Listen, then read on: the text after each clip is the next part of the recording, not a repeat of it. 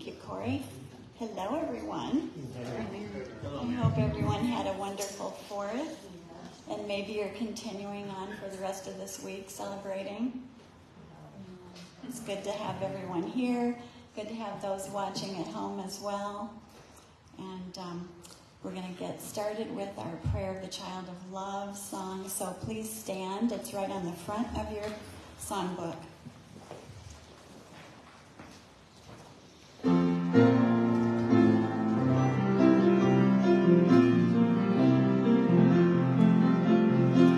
Father, Mother, God, your kingdom come, your holy will be wholly done. Spirit, source of love, you flow through me, your loving child, eternally. Every day, in every way, amen. Every day, I will pray again. Father, Mother, God, your kingdom come, your holy will be wholly done. Spirit, source of love, you flow through me, your loving child, eternally. Everywhere, let love be there. Amen. Everywhere, this my prayer again. Father, Mother, God, your kingdom come, your holy will be wholly done. Spirit, source of love, you flow through me, your loving child, eternally.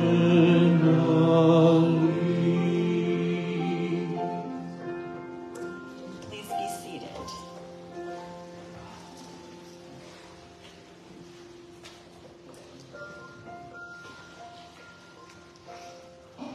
Let's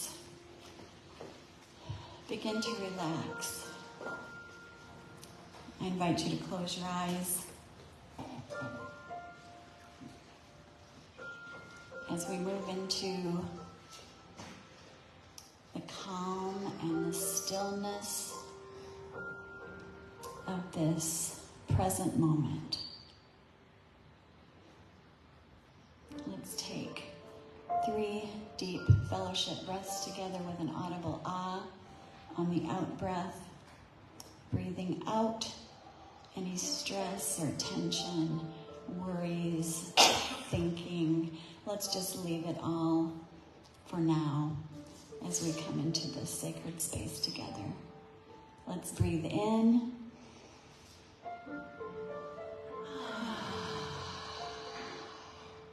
Breathe in.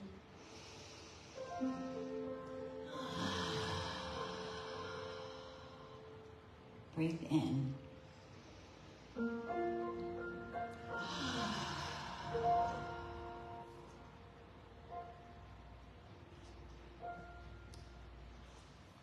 Let's feel our hearts open and expand as we become aware of an unbounded spaciousness beyond the space and time that grounds us in this human experience. And let's feel our way to the unity we share with a compassionate and loving presence and all beings on this planet. We acknowledge that our every intention, every thought, every feeling, and every act combines with all others to profoundly impact our world. Our collective energy illuminates all hearts with compassion, wisdom, and clarity.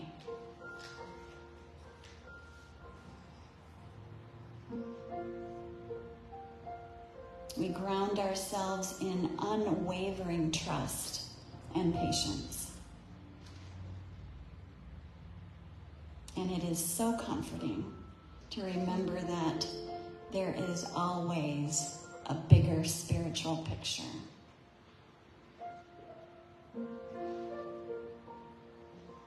We effortlessly and easily allow everything to unfold in divine perfection and in divine timing. Firm in our knowing that all is well. We hold everyone in our country, in our world, in a magnificent and powerful circle of love. And so it is. Thank you. Thank you so much. I'm happy to introduce a new vocalist who's here with us today. By way of Richard Lassin, I believe. She came to me and asked if she might sing for us. So she and Cory are going to be doing our special music, this first song. And her name is Susan Rosser, and she has a beautiful classical voice, beautiful. So let's give her a warm welcome.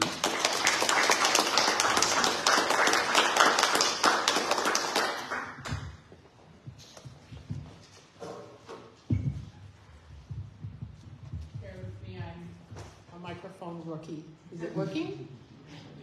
Thank you, Mary, for that introduction. I'll be singing a song that was relevant years and years ago. I don't know how old Jean Sibelius would be now, but this is called 100 years, at least. This is Song of Peace, and thank you for listening.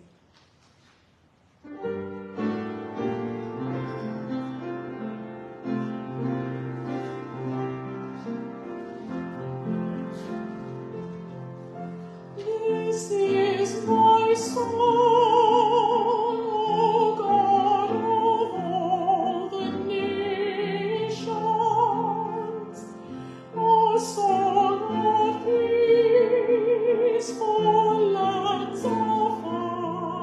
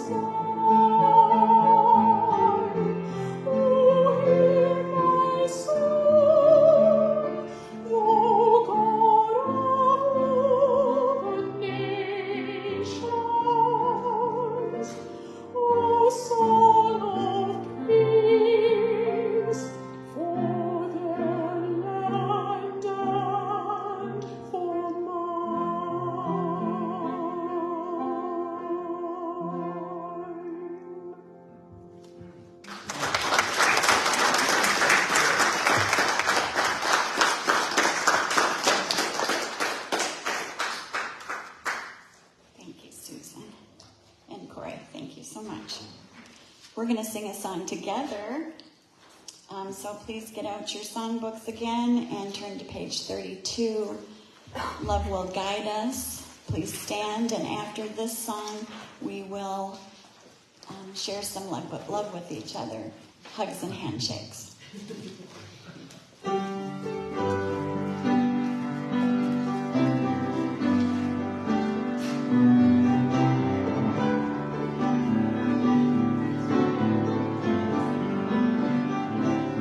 Love will guide us, peace has tried us, hope inside us will lead the way on the road from greed to giving. Love will guide us through the hard night. If you cannot sing like angels, if you cannot speak before thousands, you can give from deep within you. You can change the world with your love. Love will guide us, peace has tried us, hope inside us will lead the way on the road from greed to giving. Love will guide us through the hard night.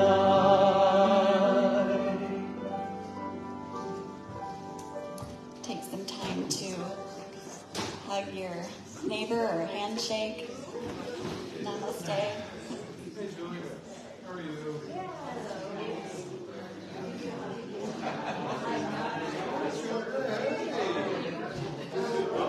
Hi, nice to see you.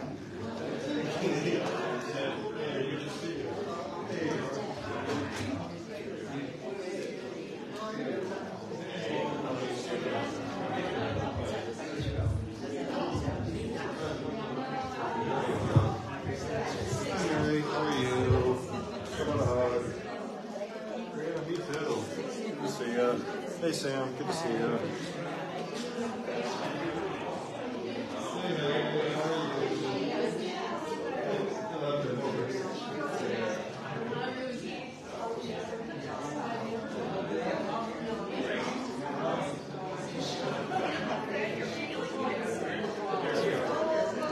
Oh yeah, it's just I wouldn't probably just be extra cautious.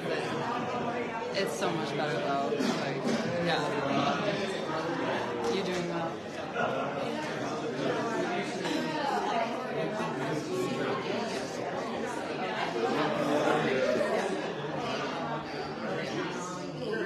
Yeah. You notice the difference already? Okay, yeah. That's the quick.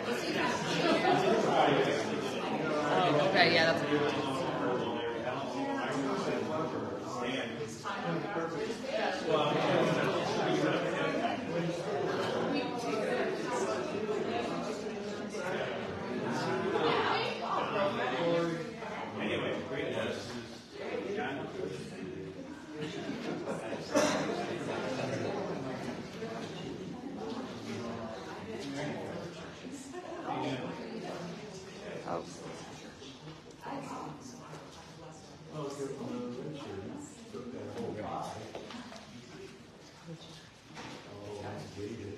Little bit about yeah.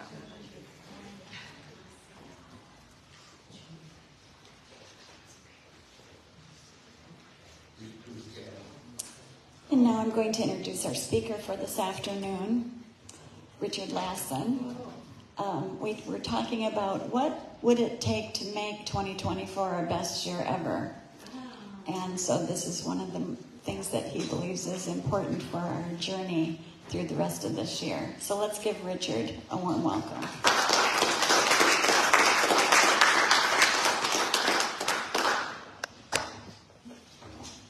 It's hard to believe it's July already. The year is kind of moving right along. Yeah. We're talking about 2024 being the best year ever. Before I get into this, I think we'll start with just doing some mindfulness and a little meditation. And so I think it's really important that mindfulness, being present in this moment and nowhere else. And it's almost like a lost art form. And it's one of the keys to happiness. And when I practice mindfulness, depression and anxiety can't exist. It's just a state of being and awareness of what's around you. And after all, the only thing that is real is this present moment. So I might get take a look around you and perceive without judging what exactly do you see. I see lights and walls. I see people. I see a speaker. I see windows and light. I see fervently green grass and flowers as I look out. Am I really perceiving correctly? Just to see. Now, if you like, close your eyes. What do you hear? The fan of the air conditioner? The squeak of a chair?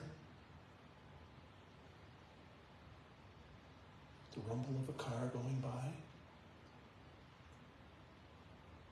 Are you aware of the sounds that are around you? Simple awareness. Now, how do you feel? What is it that you're feeling? You feel the weight of your body in your chair, the weight of your body in your feet. Do you feel discomfort? Can you feel cool air going through your nose as it descends into your lungs?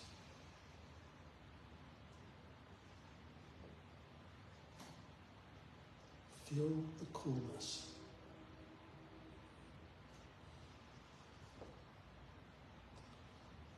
And now I'd like you to think about just find a place where you're fully comfortable with your feet on the ground, perhaps.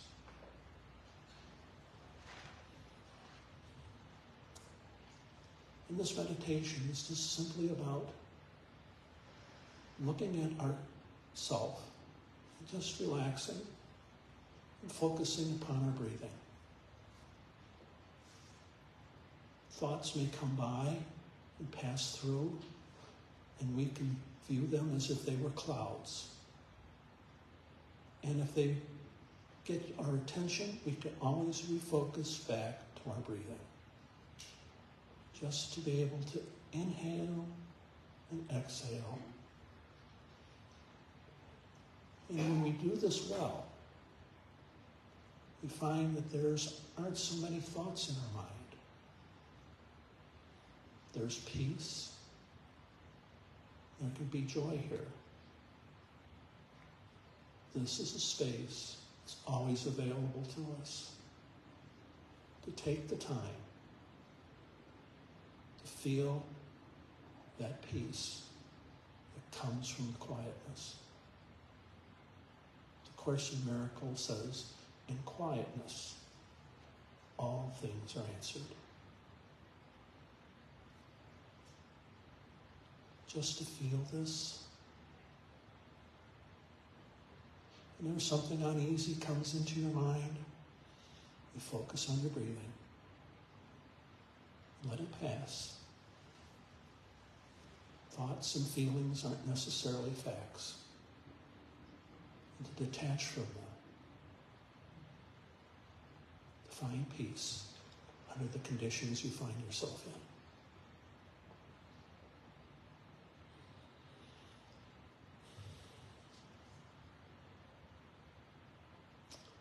Okay? Let's kind of move back to the world of form and substance. Maybe shake yourself out and maybe, find a comfortable spot. I think that meditations and mindfulness are really important skills about learning how to live well. As Mary had said early on, she had mentioned early in the year that 2024 was going to be the best year ever. And it is hard to believe that it's half over, and how would we go about making this the best year ever? And if you haven't achieved that yet, we still have 6 months to go, and we can make this work out, and what would it look like having the best year ever? And traditionally, a lot of people would associate the best year ever with a full bank account, and great health, an amazing partner, maybe winning the Powerball, all of those things. And, in and of themselves, there's nothing wrong with that. But that does not necessarily assure happiness, joy, and contentment. If wealth was the key to happiness, then the richest people in the world would be also the happiness and happiest, and that isn't true. So what do we do about making it the best year ever? What are the components? And this is what I think the fellowship is about, is bring to the front the issues that we can practice to improve our lives. So those elements that I kind of thought were important was happiness, joy, freedom, contentment. How do we get there with that? And so I started to write a list about the key elements that would take us there. And they would include kindness, gratitude, forgiveness, mindfulness, and service work. Last week, Julie Dillon spoke about the importance of forgiveness. And I think this is a real key element in our well-being, to be able to unlock the chains that hold us back. Forgiveness isn't necessarily for the person you're forgiving, it's for us to be free of those chains. And that provides a degree of freedom. And I understand that for many people, they have experienced some horrific things in their lives. And it's hard to forgive. But what we can do is we can pray for the willingness to forgive. To be able to get to that point in life, to be able to say, you see things differently.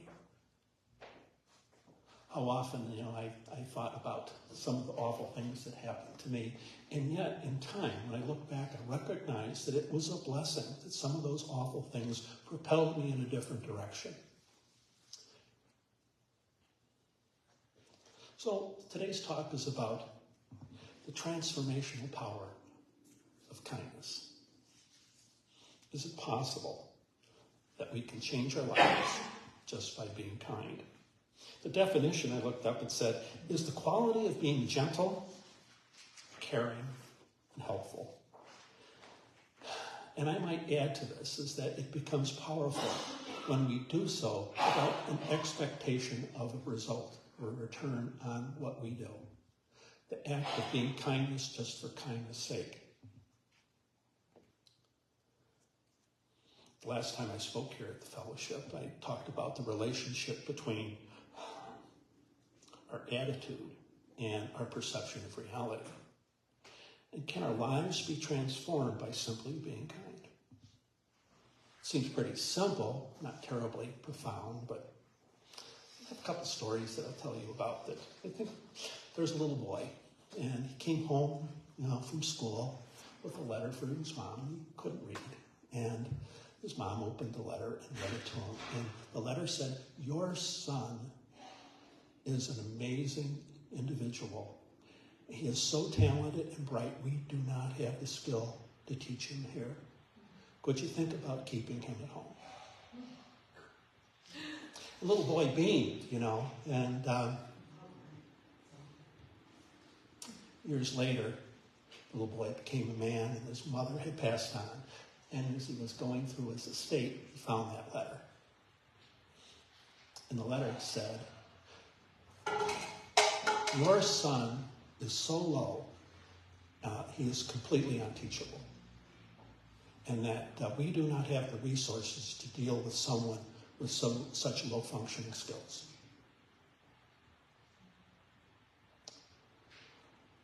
That person was Thomas Edison, and went on to do that. And what would his life have been had his mother read the actual letter? You know, it was that act of kindness. And I think children respond to the expectations we place on them. I think kindness played a lot of part in Thomas Edison's life. Of course, the miracle says that giving and receiving are one and the same. So practicing kindness creates an alternate reality, one steeped in connection. Years ago, just recently, I was over at Little Caesars picking up pizza. And I tried to make an effort to get out of my comfort zone and greet people who were not like me. And this guy's walking behind me, and he's kind of scary looking. You know, he's big, he's got tattoos on his neck, and, you know, and it's just like, and I held the door for him. And, you know, he just melted. He became friendly and cordial and kind, you know. And I think what I've taken from that is that within us all we have parts that are good and parts that aren't good. And when we appeal to people on that level of connection and kindness, we evoke that part in them. A while back, I was in a McDonald's in DeKalb, Illinois, and having breakfast, and there's a woman sitting there next to me. Well, in the booth next, and I can see she's got all her belongings, and she's drinking a coffee, and it doesn't look like she's got anywhere to go. And, you know, what are you going to do? Okay, I kind of felt sad for her, you know, it's just, what are you going to do? I didn't want to embarrass her by giving her money, but I had this idea that, so I picked up my things to exit. I had a $5 bill in my hand. I said, I think you dropped this, and I just left it on her table and never said another word. Now, what's very interesting is that within the next 15 minutes, I checked out of the hotel I was staying at, and I had complained that, you know, the water wasn't terribly hot in my room, and the concierge says, well, we're sorry about that. We'll take a full day's stay off of your bill, which was nearly $100. I'm thinking, are the two related? They all happened within 15 minutes of each other. Yeah, I should have given her a 20. Maybe you heard about the story about the Secret Santa, the guy who's gone around and he has $100 bills and he stamps them with the thing that says Secret Santa. And he goes to thrift stores and looks for people to give his money away. And over the years, it's been estimated he gave over $1 million away.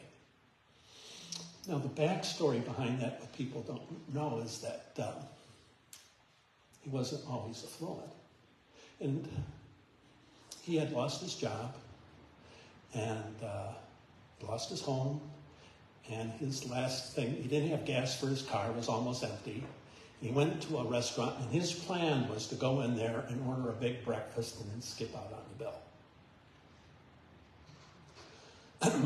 The restaurant owner recognized this, and he did something like what I did. He went down and said, hey, I think you dropped this. It was a $20 bill. And he was able to pay for his breakfast and have a few dollars for gas. And, you know, he was so touched by that, he said that if his situation ever was to change, that he would remember that act of kindness. And so he took that $20, and over time, he parlayed that into millions. And he went about fulfilling his passing on that kindness to other people. When he died, other people had stepped forward to continue with that tradition, transforming lives by a simple act of kindness.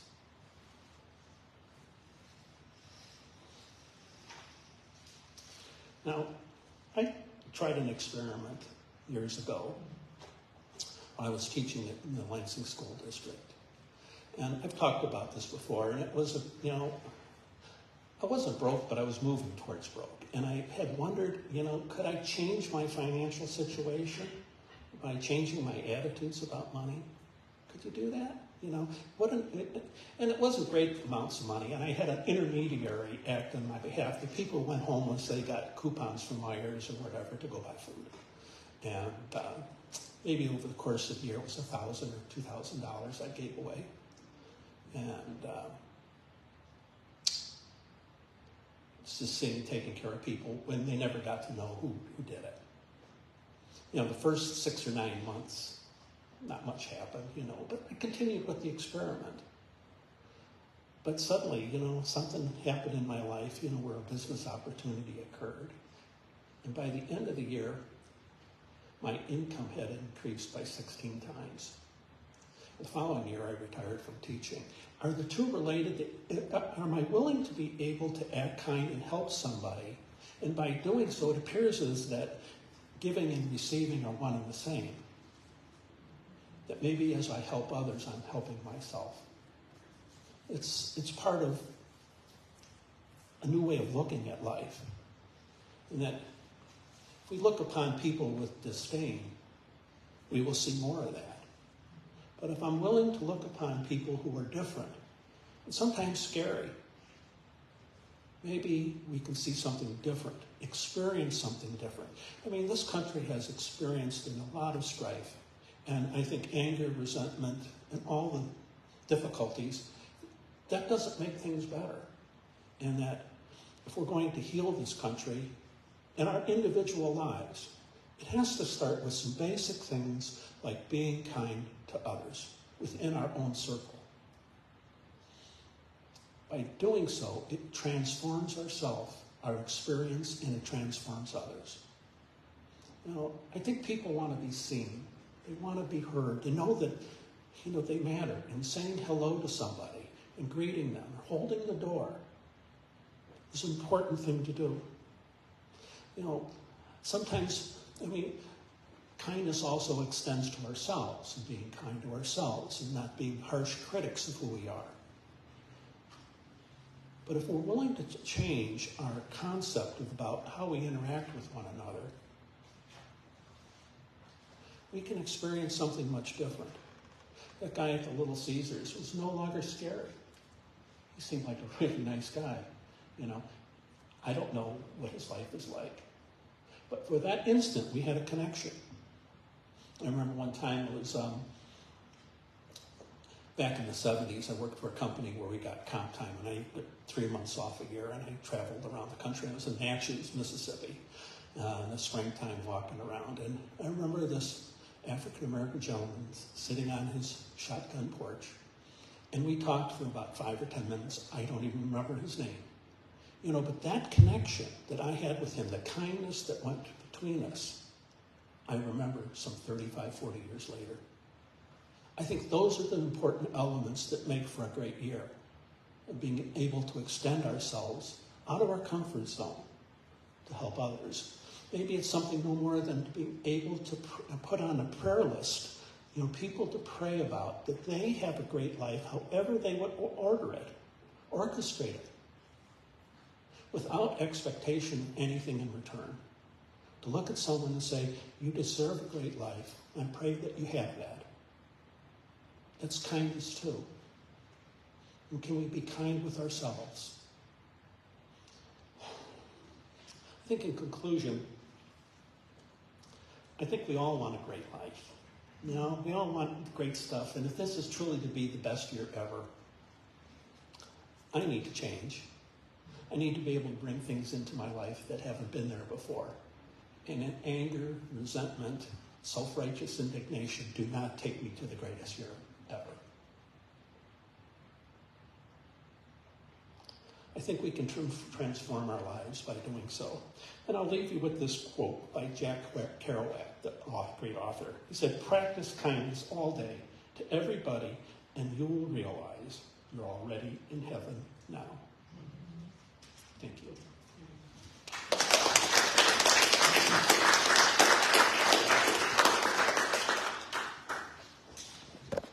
Great. Thank you, Richard.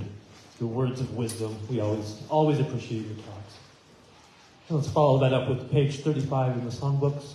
Our thoughts, our prayers.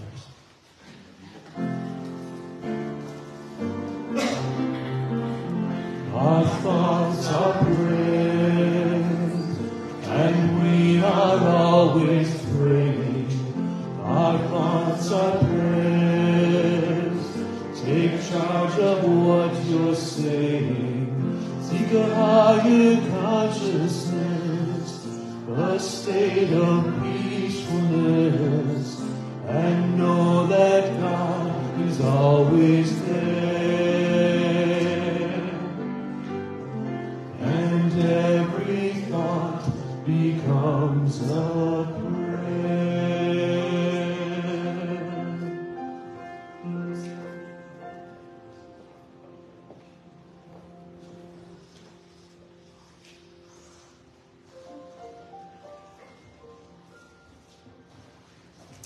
Let's take these next few moments to fill our hearts with gratitude and be grateful for all the blessings in our lives. The blessings that we can see and the blessings that are on their way.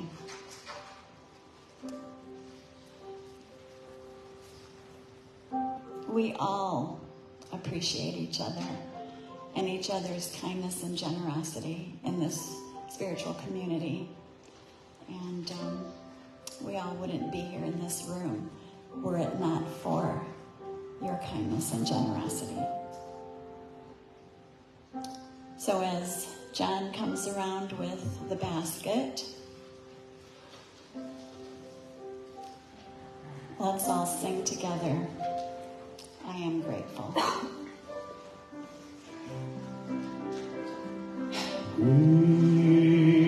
Grateful, I am grateful. Grateful, I am grateful. Grateful, I am grateful. Grateful, I am grateful. Grateful, I am grateful. Grateful, I am grateful. Grateful, I am grateful. Grateful, I am grateful. Grateful, I am grateful.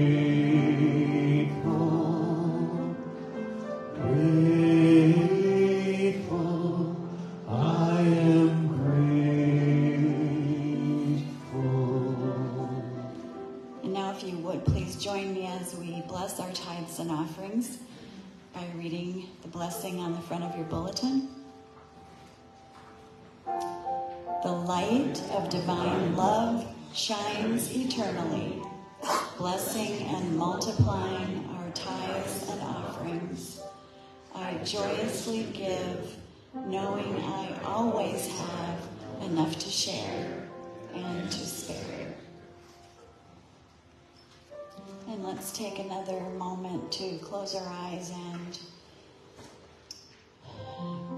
bring our awareness down into our hearts and hold in a circle of love all those mentioned in our basket today on our prayer cards, all those listed on the prayer cards, and everyone in our beautiful, beautiful world. We hold you in love. We extend our love into your hearts, knowing that all is well, and knowing that you too will find your way to health and certainty and clarity and wisdom and making the right choice, going in the right direction for your needs. And together we say, and so it is. I want to take another moment to mention, Richard talked about the kindness of prayer. We have a prayer connection system here at the fellowship, and I've mentioned it many times before, that all the names that you put in the basket automatically go onto that prayer list that gets sent out to many people who are praying each week for those that you've held up in prayer. And if you're interested in joining this prayer team that we have, just let me know. We just need your email address. Each week I send out an updated list, and then it's up to each of us to choose our time and time in our week to do that. But I've had so many people say over the years how much benefit they have received from the prayer team. So thank you. And we have another song from Susan.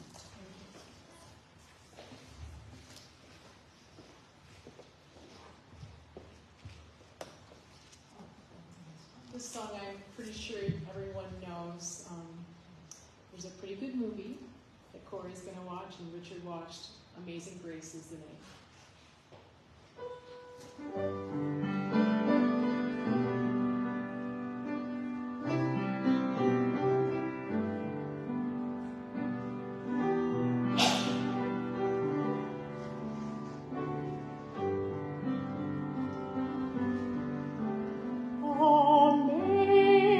Amazing grace, how sweet the sound that saved a soul like me. I once was lost, but now am found, was blind, but now I see. 'Twas grace that taught my heart to sing, and grace my fears relieved. How precious did that grace appear the hour I first believed.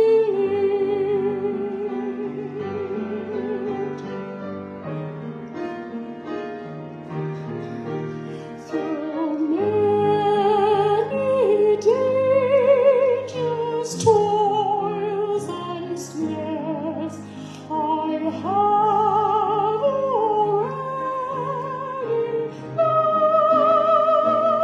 passed. 'Tis grace that brought me safe thus far to freedom that will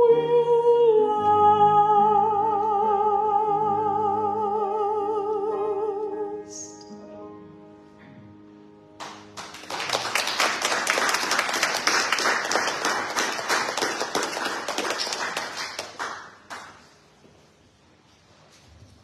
Well, I think it's been a very beautiful service today, and I want to thank Susan for your beautiful voice and heart, and Cory for your accompanying her. It was a beautiful combination.